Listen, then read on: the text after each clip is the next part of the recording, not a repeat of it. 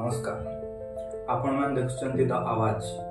आज मु गोटे एमिति टॉपिक ऊपर कथा होगा जाउची जोटा केवल खबर नुहे सेटा आम समाज रो दर्पण बा आईना।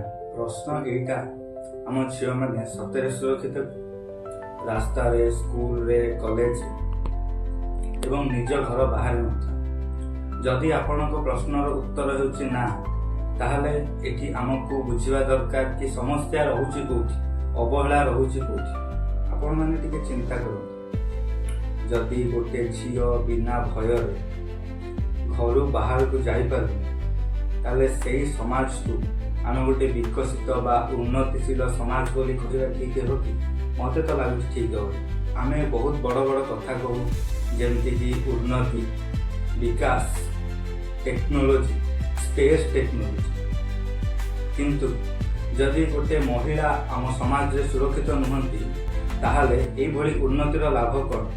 मु आपनको किछि डाटा कहबाकू जाउछि जोटा कि national crime record bureau NCRB रो डाटा 2017 रे 32,559 केस, 2018 रे 33,356 केस, 2019 रे 32,033 केस, 2020 रे 28,046, 2021 रे 31,677, 2022 रे 31,000 प्लस, 2023 रे 29,670, 2024 रे 30,000 प्लस। यह थिला सरकार रो रिपोर्ट अनुसार सब तथ्य बा डाटा। सरकार रो डाटा अनुसार आम देश में प्रति वर्ष 30,000 रु प्लस केस होउची एवं प्रतिदिन 85 रु 90 केस होउची। किंतु यह केवल थिला सरकार रो डाटा एटा मन रखन किंतु एमिति किछि डाटा अछि जो डाटा कि लज्जा भय और समाज रो चाप पई आम पाखक आसी पारुनी। तो एटा आम तरफ बहुत बड़ प्रश्न। आपण माने जानिचंती कि सरकार रो मुख्य कर्तव्य होछि नागरिक मानकर सुरक्षा किंतु अनेक केस रे देखा जाए कि दुर्घटना घटिबा परे मध्य सठिक भाव में कार्य अनुष्ठान निया जाए नहीं।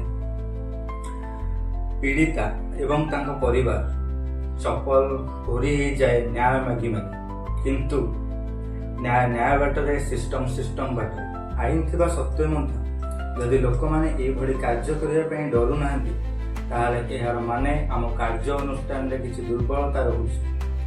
एठी समाज प्रश्न पचारुछि सतरे कौन सरकार आपण को सुभद्रा माने सुरक्षित। आज समय आसीगला चुप रहिबाकु सत्यर लड़ाई लड़िबा न्याय लड़ाई लड़िबा। तो बंधु माने यह केवल गोटे वीडियो नुहे यह एक प्रश्न आम समाज को प्रश्न आम सिस्टम को प्रश्न आम समस्त। जदि आम झील मैंने भयर बंचे तो आम केमिति कहि परिया कि आम एक सभ्य समाज रे बंचुचे।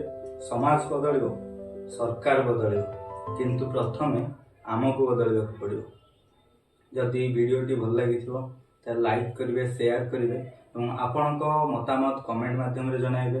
पुणी नेक्स्ट वीडियो रे देखा से चैनल को सब्सक्राइब कर दिंतु। जय हिंद, जय भारत, जय संविधान।